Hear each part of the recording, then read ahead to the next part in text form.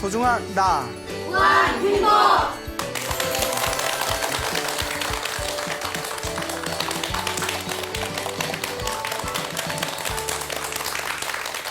예, 만나서 반갑습니다. 반갑습니다. 예, 우리가 살다 보면 좋은 일도 있고 나쁜 일도 있죠. 네. 그런데 부처님 당시에도 부처님 제자분들께서도 살다 보면 부처님의 제자임에도 불구하고 또 안 좋은 역경을 당할 때도 있었습니다. 그럴 때 오히려 부처님께서는 역경을 스승으로 삼아라. 사람이 뭐든지 좋은 일만 생기면 교만해지기 쉽다. 그렇죠, 여러분. 그래서 교만함이 강해지면 사람이 악업을 저지르기 쉽다고 했습니다. 그리고 또 여담이지만 불교 경전에 보면 그 사람이 교만함을 많이 일으키면, 교만하다는 건 남을 무시하는 거잖아요. 남을 무시하고 교만한 마음이 강하면 다음 세상에 태어날 때 가난하고 지위가 낮은 사람으로 태어난답니다. 그러니까 사람들한테 항상 무시받는 사람으로 태어난다는 거예요. 이번 생에 갑질이라고 하죠. 예, 이번 생에 내가 막 누군가에게 내가 힘이 있다고 갑질을 하고 교만하게 살면 다음 생에 오히려 사람들에게 무시당하는 삶을 살게 된다라는 이야기가 있습니다. 그래서 여러분들 살면서 막 다른 사람이 막 나 무시하고 그러면 이씨 내 만만하게 보여? 이렇게 머리끄댕이 잡고 싸우지 마시고 아 내가 전생에 교만하게 살았나 보다. 내가 전생에 교만하게 살면서 저희들한테 내가 함부로 대했기 때문에 그 빚을 갚으려고 저 사람들이 나를 이번 생에 저렇게 무시하나 보다. 이번 생에는 내가 마음을 잘 닦으면서 살아야 되겠다. 이렇게 생각하시길 바랍니다. 예. 근데 잘 안 되죠? 예, 그렇죠. 그거 되면 벌써 도인됐다. 예, 예. 근데 이제 그런 마음이 중요하다는 겁니다. 부처님 당시에도 이제 살면서 부처님의 제자분들도 이렇게 안 좋은 일을 당하실 때가 있었는데 그것도 다 내가 전생에 진 빚이라는 거예요. 그래서 우리 불교에서는 만나는 모든 인연이 내가 전생에 지은 인연법에 의해서 내가 지어놓은 인연의 흐름에 의해서 만나게 된 것이다라는 그런 가르침이 전해지고 있습니다. 그 부처님 제자 중에 상기자라는 스님이 있었어요. 상기자라는 스님이 있었는데 이 상기자라는 스님은 어린 나이에 깨달음을 얻으신 분이에요. 근데 이 상기자 스님이 나중에 이제 나이가 드셔서 당신의 조카를 제자로 받아들이게 됩니다. 당신의 조카를 이제 제자로 받아들이게 됐는데 이제 제자가 나이가 이렇게 자라서 보통 부처님 당시에는 20살 이전의 스님들을 삼위승이라고 불렀어요. 삼위승. 예, 이제 동자승이라는 의미가 있어요. 삼위승이라고 불렀고 부처님 당시에는 20살이 넘어가면 이제 구족계라는 걸 받고 비구승이 됩니다. 비구승. 예, 부처님 당시에는. 그래서 지금은 제도가 좀 바뀌어서 20살이 넘어서 출가해도 4년 기본교육과정을 받는 동안에는 4년 동안 삼위승이라고 하고요. 4년 기본교육과정이 끝나면 이제 비구승이 되는 거거든요. 근데 이제 원래 2600년 전 부처님 당시에는 20살 이전에는 삼위승이었고 20살이 넘어가면 이제 비구승이 되는 거예요. 근데 이제 당신 상기자 스님의 조카가 이제 동자 삼위승으로 자라다가 20살을 코앞에 두게 되었어요. 그러니까 이 상기자 스님이 자기 조카 스님한테 이 아띠 무따까요. 조카 스님의 이름이 아띠 무따까였대요. 아띠 무따까. 아유 어렵다. 예, 아띠 무따까. 아띠 무따까 스님이요. 너 집에 잠시 가서 네 생일이 언젠지를 정확히 알아오너라. 그렇죠. 생일이 언젠지를 알아야 언제 20살이 확실히 넘어가는지를 계산할 수 있잖아요. 그러니까 너 생일이 언젠지 확실히 알아오너라. 그러니까 집에 좀 갔다 오너라라고 이제 시켰답니다. 이제 아띠 무타카스님이 이제 집에 갔대요. 집에 가다가 길 중간에서 산적들을 만나게 됩니다. 예, 이제 수많은 산적들을 만나게 돼요. 500명의 산적을 만나게 되는데 산적들이 내놔라, 물건을 내놔라, 귀한 물품을 내놔라, 안 그러면 널 죽일 것이다. 근데 뭐 스님이 가진 게 뭐가 있어요? 예? 머리는 빡빡이고 예? 뭐 승복 하나 가지고 있고 뭐 가진 게 아무것도 없으니까 우리 같으면 내가 스님인데 가진 게 어딨냐고 살려달라고 이렇게 약한 모습 보일 수도 있잖아요. 근데 이 아띠 무따까 스님이 수행이 엄청 깊었나 봐요. 산적들이여 내 말을 들어보소 이러는 거예요. 죽을려고 그러다 칼 맞으면 안 아프지. 예? 내 말을 들어보소. 영어로 하면 listen 이렇게 되겠죠. 내 말 좀 들어보소 이러니까 또 산적들이 들어요. 예? 그래 뭐 무슨 얘기를 하려고 그러냐 이러니까 스님이 법문을 하는 거예요. 예? 착하게 살아야 된다. 전생의 업보다. 니들 그렇게 살면 지옥 간다. 뭐 하여튼 도둑을 만났는데 도둑들한테 너 그렇게 살다 지옥 가면 어떻게 되겠어요? 내가 먼저 땅에 묻히겠죠. 근데 그 아띠 무따까 스님의 법문을 딱 듣고 나서 이 500명의 도적들이 감화가 된 거예요. 그래서 그러면 풀어주겠다. 그냥 가라. 대신 스님이니까 풀어주는데 조건이 있다. 우리가 여기에 우리가 여기 있다는 걸 누구한테도 말하지 말아라. 그렇잖아요. 이제 누구한테 고발하면 자기네들이 그 왕의 군사들이 와서 이제 자기들 잡아갈 수 있으니까 약속하겠냐? 그 스님이 약속하겠다. 아무한테도 말하지 않겠다. 그러면 믿고 보내주겠다. 그 이제 스님이 이렇게 이제 풀려났어요. 그 이제 집으로 가려는데 멀리서 가족들이 오는 거예요. 부모님하고 가족들이 스님이 온다는 얘기를 듣고 마중을 나온 거예요. 그 여기 도적들이 있잖아요. 근데 가족들이 오잖아요. 그거 어떻게 해야 되겠어요? 그런데 스님은 얘기했을까요? 안 했을까요? 안 했을 것 같아요? 그렇게 융통성이 없어? 했어요? 그 스님의 약속을 어기고 거짓말한 거야? 그러면 했어? 안 했어? 안 했다. 융통성 없다. 예. 유도리 있게 어떻게 예?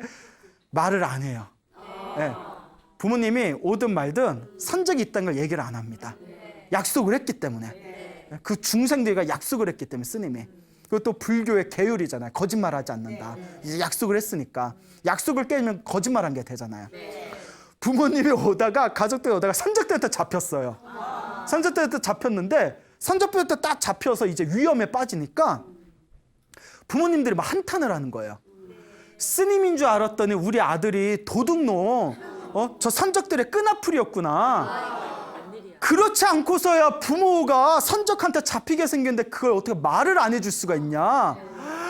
아들 하나 잘 키워서 스님 만들었다고 했더니 스님이 아니라 도둑들 끈아풀이었구나 하고 땅을 치고 한탄하는 거예요. 예? 근데 그때 스님은 그러거나 말거나 그냥 가만히 아띠 닦았으면 뭐 그런 얘기 하거나 말거나 가만히 있으니까 도적들이 그 얘기 듣고 움찔하는 거예요. 그게 무슨 말이냐? 저 스님이 우리 끈아풀이한 게 무슨 말이냐? 아니 우리가 멀리서 오는데 아들이라는 작자가 도둑들이 있는데도 전혀 도둑이 있다는 걸 알려주질 않았다고 깜짝 놀라서 도적들이 스님한테 아띠 무따까 스님한테 부모님 아니냐? 내 부모님 친부시다.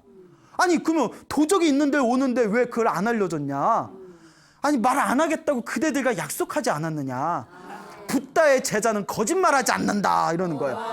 산적들이 그 자리에서 가슴이 우두두두두두. 이걸 전문 용어로 감동의 도가니탕이라고 하죠. 예? 그 감동의 도가니탕에 빠져버린 거예요. 예? 예? 무릎이 아플 때 뭘 먹어요? 예? 도가니를 먹어라 뭐.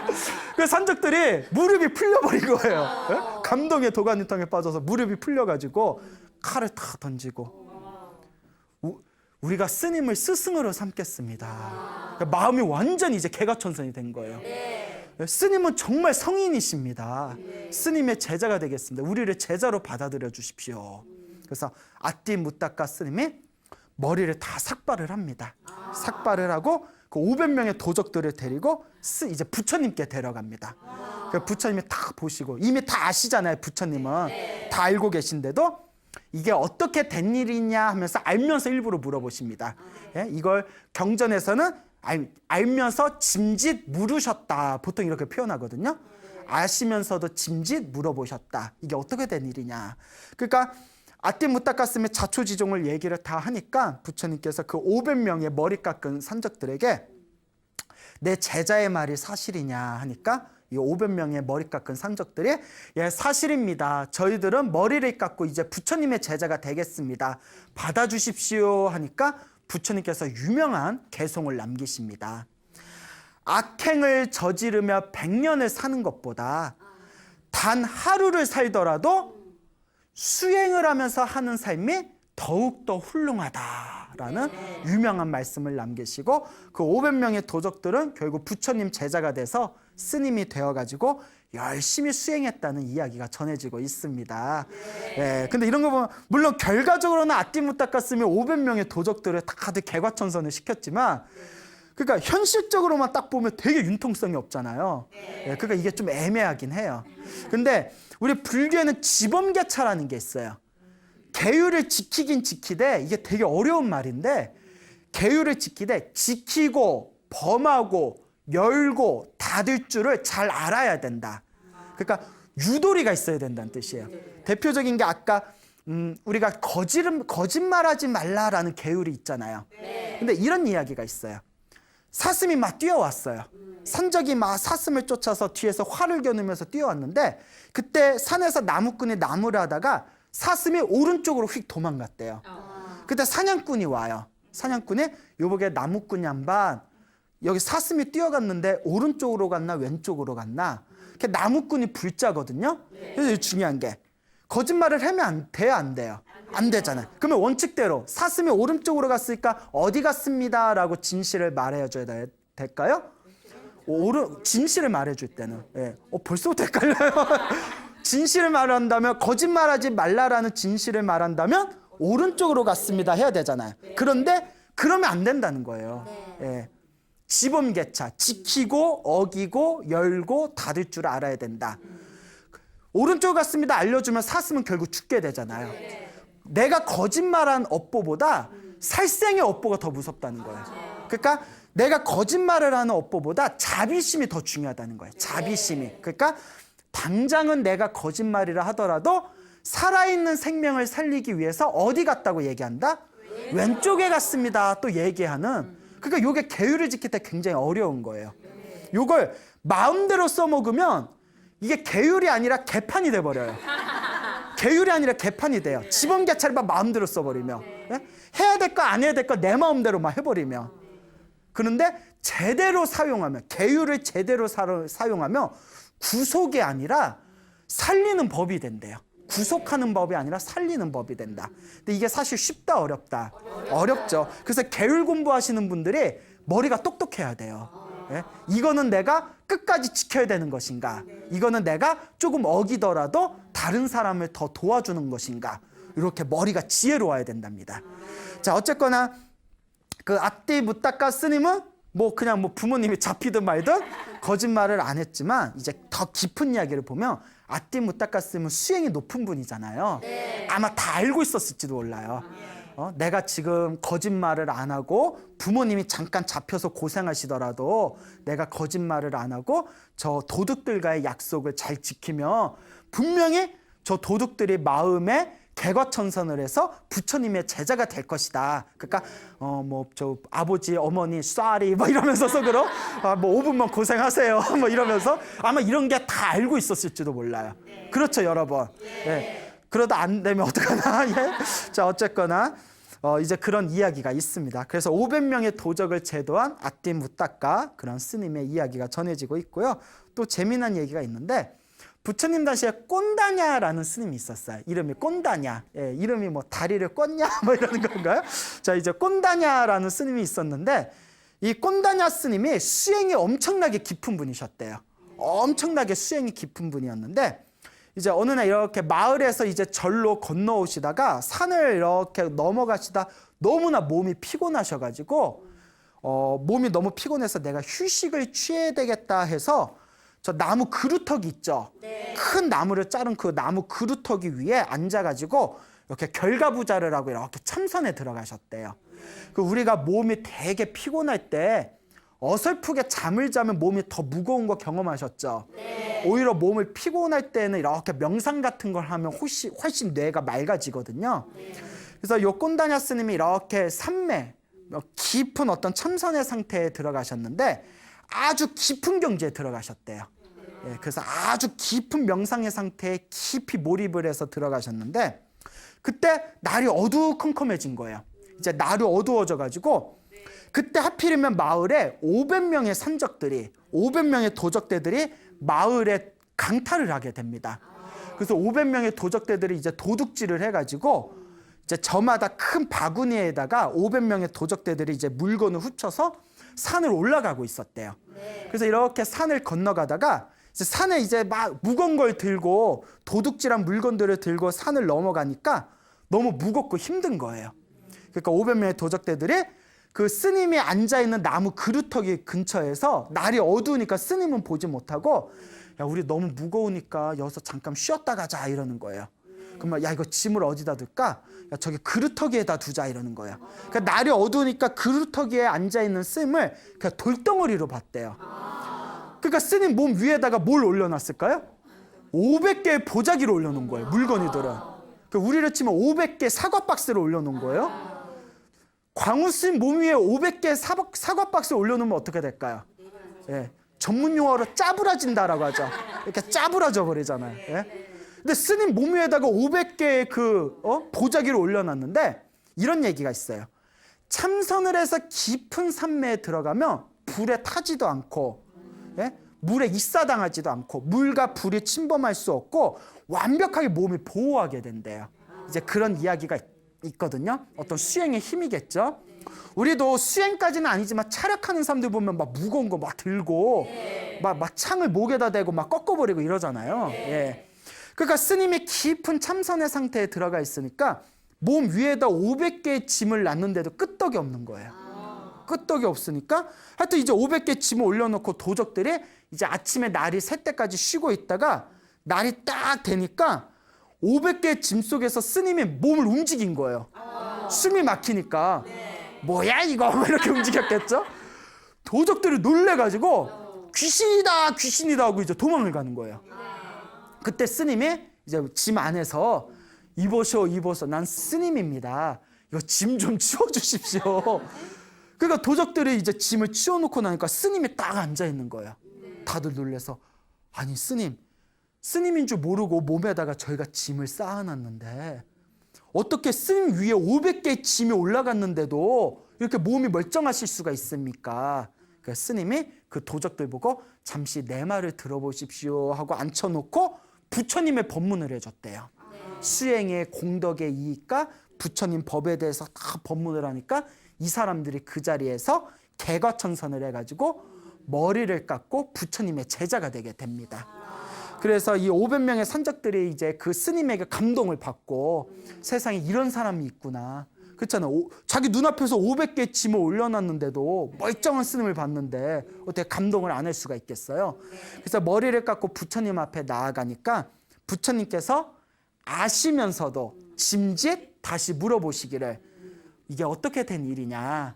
그러니까 이 꼰다냐 스님이 자초지종 제가 그루터기에 힘들어서 잠시 휴식을 취하려고 앉아있을 때 500개의 짐을 올려놓고 도적들이 쉬다가 이런 일이 이렇게 돼서 저의 법문을 듣고 머리 깎고 출가하려고 부처님께 찾아왔습니다 하니까 부처님께서 500명의 산적들에게 꼰다냐 스님의 말이 맞냐? 그러니까 그 500명이 예 맞습니다. 그때 부처님께서 역시 아주 유명한 개송을 남기십니다. 아까와 똑같은 개송이에요. 악행을 저지르며 100년을 사는 것보다 단 하루를 살더라도 수행을 하며 사는 삶이 더욱더 훌륭하다라는 유명한 말씀을 남기게 됩니다. 그래서 그 꼰다냐 스님을 그루터기에서 나무 그루터기에서 500명의 도적들을 제도했다 해가지고 카뉴 꼰다냐라고 불렀대요. 예, 까뉴라는 말에 아마 뭐 그루터기라는 뜻이 있나 봐요.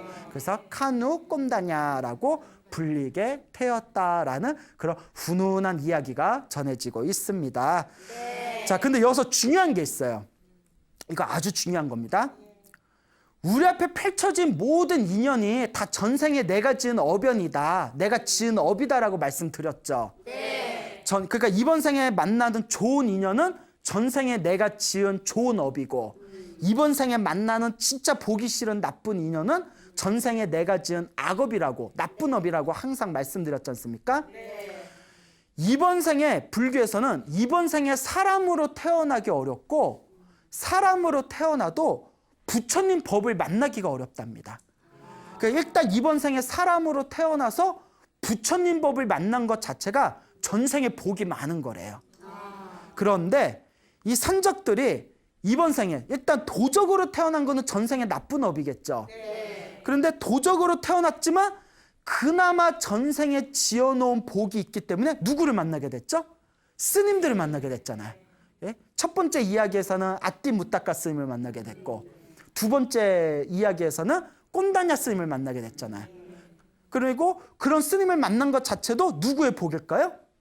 그렇죠. 그 도적들 복이에요.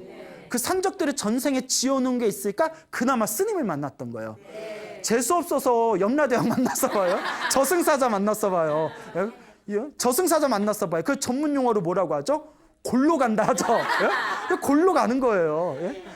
자, 근데 다행히 스님을 만났으니까, 스님을 만나고 부처님 법문을 듣고 머리 깎고 출가해서 스님이 돼서 도를 닦게 되잖아요. 근데 중요한 게 있습니다. 전생에 또 지어놓은 게 없으면, 전생에 내가 지어놓은 선업이 없으면 아무리 좋은 이야기를 해줘도 알아듣는다, 못 알아듣는다? 못 알아듣죠. 못 알아듣습니다. 아무리 좋은 얘기를 해줘도, 전생에 업장이 두꺼운 사람들은 아무리 좋은 얘기를 해줘도 속으로 니나 잘해라 이래요. 니나 잘해라. 그렇잖아요. 아무리 좋은 얘기해도 못 알아들어요. 그래서 나온 유명한 얘기 있잖아요. 우이 독경. 예? 무슨 말인지, 뭐 우이동에 뭐 그게 아니라 우이동에 있는 사찰에서 독경을 한다 이런 뜻이 아니라 소귀에 경을 읽는다. 소는 전생의 업장이 두꺼워서 어리석은 소로 태어난 거잖아요. 어리석은 소한테는 아무리 부처님 말씀을 들려줘도 당장 알아들어요, 못 알아들어요? 예, 그와 같이 부처님 법문을 듣고 그 자리에서 마음이 맑아져서 야, 우리 머리 깎고 출가하자라고 마음을 낼 수 있는 것 자체가 누구 복일까요? 그렇죠. 그 산적들, 500명의 산적들이 전생에 그래도 성근이 있었다는 증거예요. 전생에 그래도 나쁜 짓을 한 악업 때문에 이번 생에 도적으로 태어났지만, 그래도 또 전생에 닦은 선업과 공덕이 있었기 때문에 이번 생에 스님을 만나서 마음의 개과천선을 해가지고 부처님 제자가 될 수 있었던 거예요. 그 내 앞에 펼쳐진 좋은 일도 나쁜 일도 다 내가 지은 업이에요. 어떤 의미에서 보면 우리보다 그 도적들, 500명의 도적들이 우리보다 더 복이 많을 수도 있어요. 근데 500명의 도적들은 부처님 직계제자가 되잖아요. 우리는 기껏해야 부처님 돌아가시고 2600년이 지난 지금 겨우 부처님 가르침을 책으로 만난 거잖아요. 그러니까 사실 누가 더 복이 많겠어요? 그렇다고 도적이 되면 안 돼요. 또 말을 또 이상하게 꼬아서 그래 도적이 장땡이야 이러시면 안 되고, 이와 같이 내 앞에 펼쳐진 어변이라는 거, 내 앞에 펼쳐진 좋은 인연이든 나쁜 인연이든 그 모든 어변이라는 것이, 아, 부처님의 경전을 공부해보니 다 내가 뿌린 씨앗이구나라는 것을 새롭게 깨닫게 됩니다. 그러니까 여러분들도 가만히 여러분들 마음을 스스로 살펴보세요. 살다 보면 정말 생각할수록 흐뭇해지는 좋은 인연 있죠. 소중한 인연 있죠. 그것도 갑자기 별로 없어요. 예? 예? 그런 좋은 인연도 여러분들 전생에 지어놓은 여러분들 복이에요. 근데 생각할수록 짜증나는 인연 있죠. 나 그 인간 안 봤으면 좋겠어. 진짜 보기 싫은 그런 인연들도 있잖아요. 어떤 보살님은 스님, 저는 그런 인연이 있습니다. 죽겠습니다. 누군데요? 왜 밤마다 자리에 누워서 옆에 보면 그 인간이 옆에서 자는 그 인간이 그놈입니다. 예, 예. 그런 얘기를 하신 분도 있었는데, 그것도 전생의 악연이죠. 예, 악연이죠. 이제 부부관계도 좋은 인연으로 만난 관계도 있고 나쁜 인연으로 만난 관계도 있어요. 그래서 제가 우스개로 하는 얘기가, 지독하게 나쁜 인연이 부부로 만나면 이혼도 안 된다 그랬어요. 그러니까 그 보살님이 무릎을 치면서 막 웃더라고요. 맞다고. 예? 정말 꼴 보기도 싫은데 헤어지지가 않는데요. 그거 맨날 보면서 열받는데요. 예? 그런 인연이 있답니다. 그거 참 신기하죠. 그러니까 어설픈 인연이면 만났다가 서로 주고받을 거 받고 줄 거 준 뒤에 깔끔하게 헤어져요, 차라리.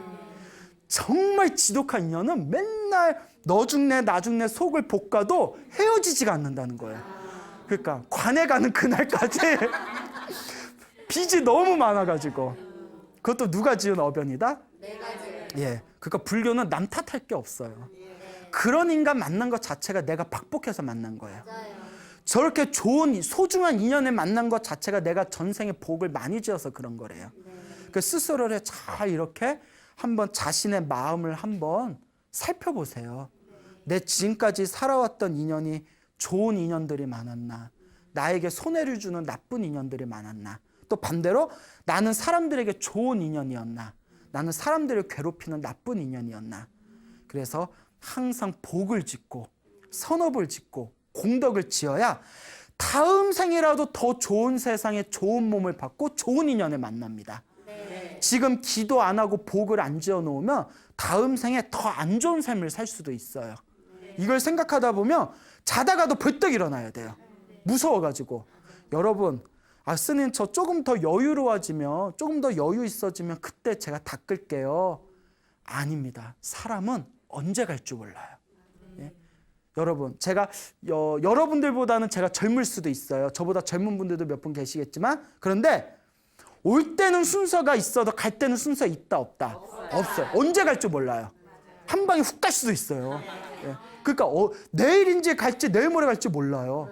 그러니까 지금 당장 복을 지어야 돼요. 지금 당장 연불, 나무아미타불, 관세음보살, 지장보살 연불 한번 더 해야 되고, 지금 지갑에 돈 1,000원이 있으면 100원이라도 누군가를 위해서 베풀어야 돼요. 그게 다 누구의 복으로 돌아온다? 나의 복으로 돌아온다. 내가 지은 업은 다음 세상에라도 반드시 내가 받는다는 인과 업보를 믿는 분들이라면 지금 당장 기도하고 복 짓는 것을 게을리할 틈이 없습니다. 아시겠죠, 여러분? 그러니까 열심히 기도하고 복을 지어야 됩니다. 그래서 금방 말씀드린 500명의 선적들도 전생에 나쁜 업을 지었기 때문에 이번 생에 도적들이 된 거지만, 또 전생에 지어놓은 착한 인연이 있었기 때문에 좋은 스님을 만나서 개가천선하고, 개가천선할 수 있는 마음을 일으켰다는 것 자체가 전생에 착한 뿌리가 있다는 거예요. 그래서 개가천선에서 살아있는 부처님을 만나서 부처님의 직계제자가 될 수 있었다는 거, 얼마나 큰 복입니까? 그러니까 우리도 복 짓는 걸 게을리해서는 안 된다라는 것을 머릿속에 여러분들 가슴 깊이 각인하시길 바랍니다. 알겠죠? 네. 이제 우리가 기도를 열심히 하다 보면 살면서 일어나는 어떤 위급한 상황에서 알게 모르게 보호받을 때가 있습니다. 그래서 어떤 불자분들이 기도를 열심히 했더니 큰 사고를 당할 뻔했는데 몸이 크게 안 다쳤다거나, 얘도 물속에 빠져 죽을 뻔했는데 기적적으로 살아났다거나, 큰 사고가 났는데 기적같이 그걸 피했다거나, 그런 이야기가 굉장히 많아요. 그래서 제가 소나무에서도 여러 번 말씀을 드렸죠. 그리고 또 재미난 이야기를 준비해 왔는데요. 아주 먼 옛날에 어느 촌에서 살던 그 젊은이가 있었대요. 촌에서 농사를 짓던 젊은이가 있었는데, 어느 날 이렇게 밭에 이렇게 호미질하고 밭을 일구다가 호미 끝에서 뭐가 땡 소리가 나더래요. 퍼걱 땡 소리가 나서 뭐지? 이렇게 했더니 못 가? 못 가기만 땡 소리 안 나겠죠? 예, 그래요. 이렇게 해봤더니 돌덩어리가 있더래요.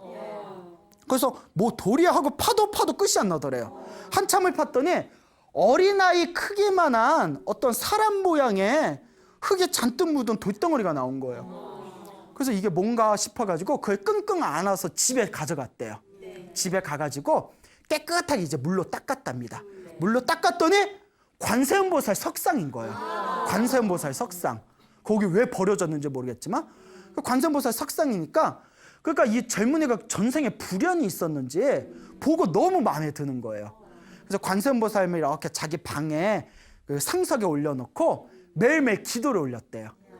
그래서 확 보면서 관세음보살 밥 먹을 때에도 밥 덜어가지고 관세음보살 앞에 놓고 관세음보살님 맛있게 드세요 하고, 그리고 먹을 게 간식 있어도 자기 먹을 거 먹기 전에 먼저 떼가지고 관세음보살님 맛있게 드세요. 또 오늘 하루를 마치고 나서 집에 와서 깨끗이 씻은 뒤에 관세음보살한테 인사하면서 관세음보살님 저 잘 들어왔습니다 인사하고, 남들이 보면 미쳤다 그러죠. 어머 쟤 왜 그래, 외로워서 저러나 이럴 수도 있죠. 맨날 이제 입에로 관세음보살 외우면서 관세음보살을 살아있는 분처럼 모셨대요. 그래서 막 관세음보살을 이렇게 모시니까 어느 날 그 마을에 선적들이 들어왔답니다. 마을에 이제 마적대들이 이렇게 쳐들어왔는데, 이 선적들이 들어와가지고 요 선적이 이제 농사 짓는 그 젊은이를 붙잡아다가 이제 끌고 가가지고 목을 쳤대요. 예, 다 목을 치려고 이제 마적대들이 옛날 마적대들 아주 흉악했잖아요. 목을 딱 치려고 했을 때 우리 같으면 이런 마음 들 수 있을 거예요.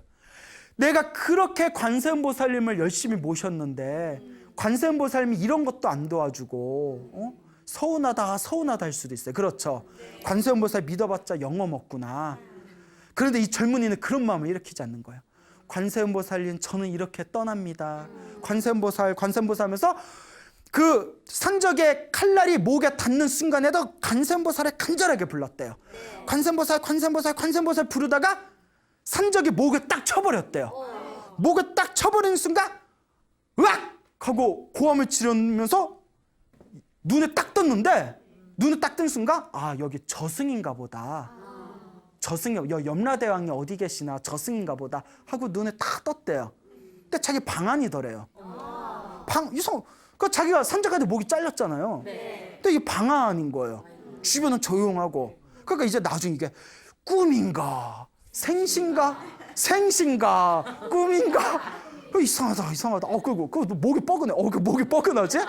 뭔가 해서 방 안에 있는 관세음보살님한테 아유 관세음보살 또 습관처럼 인사드리려고 관세음보살님 제가 참 더러운 꿈을 꿨습니다. 관세음보살님 하고 인사해드리는데 관세음보살이 좀 느낌이 이상하더래요. 뭐가 왜 이러지 하고 딱 봤더니 관세음보살 목에 칼자국이 있는 거예요. 목에 칼자국이 있는 거예요. 그러니까 그 칼을 누가 대신 받아준 거예요? 관세음보살이 그 칼을 받아주시고 그 청년을 살려냈던 겁니다. 믿습니까, 여러분? 예. 자, 이러한 영험이 불교 신앙에 굉장히 많습니다. 예. 그래서 관세음보살님이 대신 칼을 받고 살려주신 이 이야기가 옛날부터 전해지고 있죠. 이 비슷한 얘기가 있어요. 옛날 중국에 있었던 일인데 그 중국에 어느 젊은이가 있었답니다. 근데 이 젊은이가 좀 망난이었대요. 망난이. 그러니까 요새 우리 용어로 양아치라고 하죠. 양아치. 예? 너 양아치니? 뭐 이러죠. 애가 좀 이렇게 정신이 별로 이렇게 바르지 못한 그런 어떤 한량이었는데 자기 어머니는 굉장히 불심이 깊었대요. 그래서 매일 관세음보살 집에서도 염불하고 막 시간이 날 때마다 항상 절에 가서 기도하고 그렇게 기도를 열심히 하시던 분이었는데 이 어머니가 맨날 이제 기도를 관세음보살 하니까 아들은 불심이 없잖아요. 맨날 어머니한테 투정을 부렸대요. 관세음보살 외우면 밥이 나와 떡이 나와 과일이 나와 아우 지겨워 막 이러면서 지겨우니까 그만 좀 하라고. 엄마 왜 이렇게 관세음보살 부르는데? 그러면 어머니가 너 사람 되라고 부른다 이러면 또 뭔 소리야? 그 내가 개야? 뭐 이러면서 막 그런 이제 양아치 같은 놈이 있었어요. 그러니까 이제 부모 소중한 줄 모르고 그렇죠. 부모님은 그저 자식 잘 되는 거 바라보면서 어머니는 자식을 위해서 그렇게 관세음보살 외우는데 그러다 그 나라에 큰 전쟁이 일어났대요. 그러니까 이제 병사로 끌려가게 된 거예요. 그 어머니 마음이 얼마나 불안해요. 그 아들 손을 잡으면서 아들아 힘들고 위급한 일이 생기면 누구를 불러라? 관세음보살 불러라. 관세음보살 부르면 반드시 도와주실 것이다. 관세음보살 불러라. 그러니까 아들아 알겠어. 그냥 나 살아서 돌아올게 걱정 마요. 뭐 이러면서 그 이제 불안한 마음을 갖고 이제 전쟁터에 나갑니다.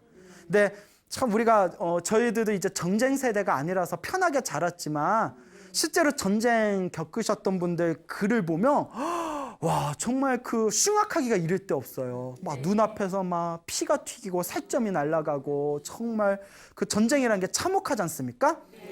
그 괴롭고 힘든 전쟁 속에서 하루하루 겨우 버티다가 결국 적군들에 의해서 이 젊은이가 이제 포로로 붙잡히게 돼요.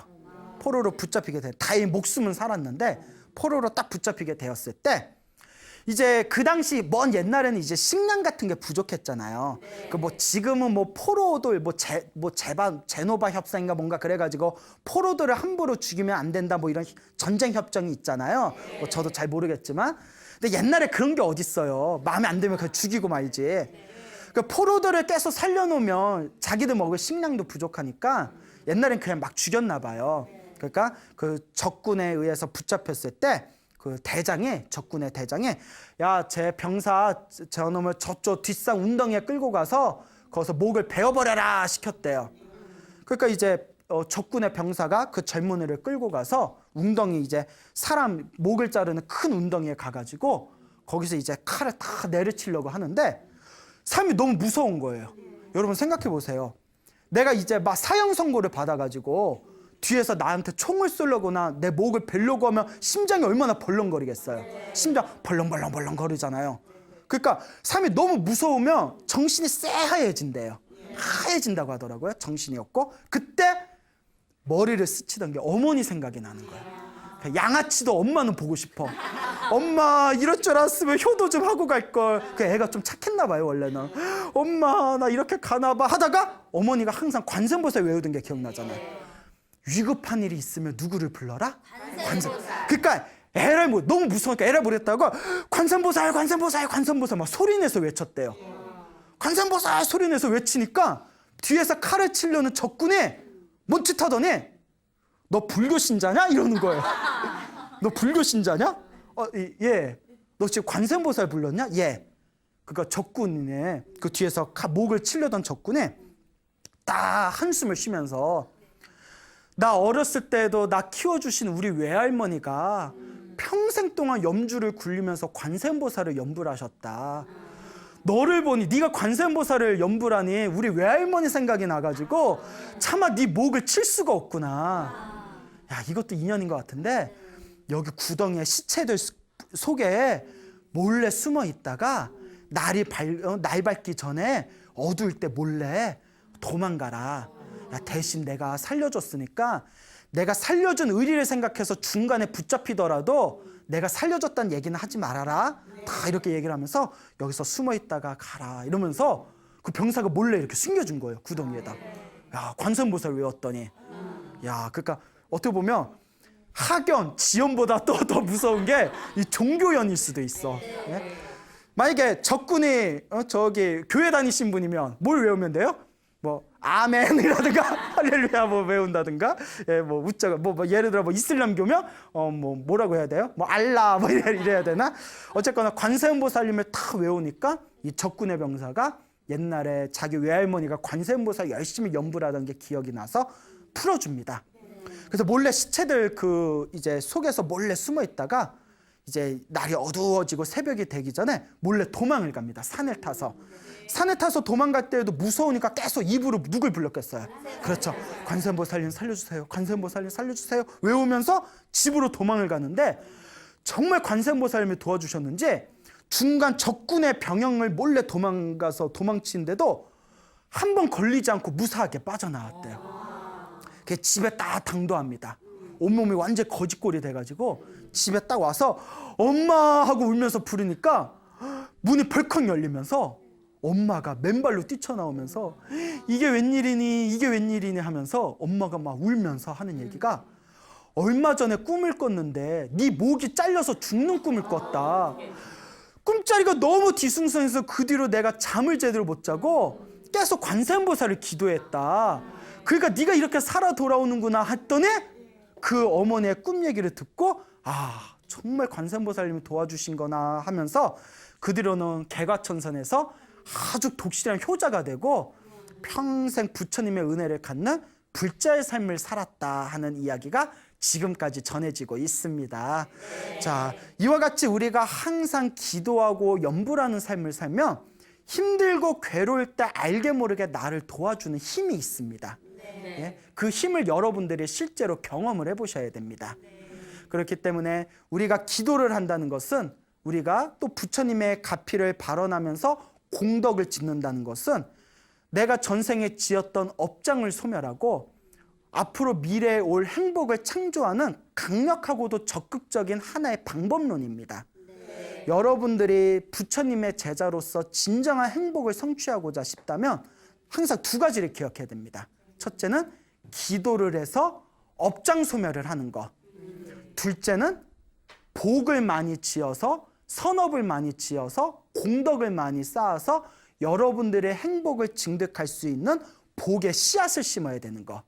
그래서 항상 기도해서 업장 소멸하고 복을 많이 지어서 행복을 성취해라 라는 법문이 부처님의 경전과 큰 스님들 법문에 한결같이 나옵니다. 기도를 해서 업장 소멸을 하지 않고 부지런히 적극적으로 열심히 복을 짓지 않으면 그 사람은 다음 생, 다다음 생 지어놓은 복이 없으니까 또 내가 살아가면서 내가 전생에 박복하게 살았기 때문에 태어나도 또 새로 태어나도 내 살아가는 삶이 원만하지를 못합니다.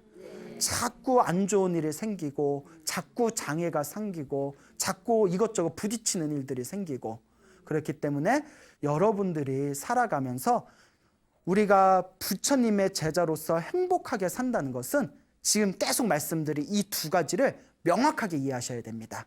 첫째가 기도에서 업장소멸, 두 번째가 복을 지어서 공덕을 쌓는 것. 이 두 가지를 명확하게 이해를 하시고 실천하신다면 말년에도 편안해질 것이고 다음 생, 다다음 생에는 더 큰 복을 받게 됩니다. 그렇기 때문에 항상 기도하는 삶을 사시고 항상 복 짓는 삶을 살아야 된다. 늘 명심하시길 바랍니다. 그리고 여러분들한테 꼭 당부드리고 싶은 게 전에도 몇 번 말씀을 드렸지만 이제 소나무가 이제 불자분들이 많이 보시나 봐요, 전국에서. 그럼 막 이렇게 전화 상담도 온 거 많이 오세요. 그리고 저는 제가 바쁘기 때문에 멀리서 찾아온다고 하면 오지 말라고 그래요. 어차피 와봐 그냥 전화로 얘기하시라고. 뭐 포항에서 오시고 부산에서 오시고 뭐 전라도에서 오시고 하면 그분들도 힘들잖아요.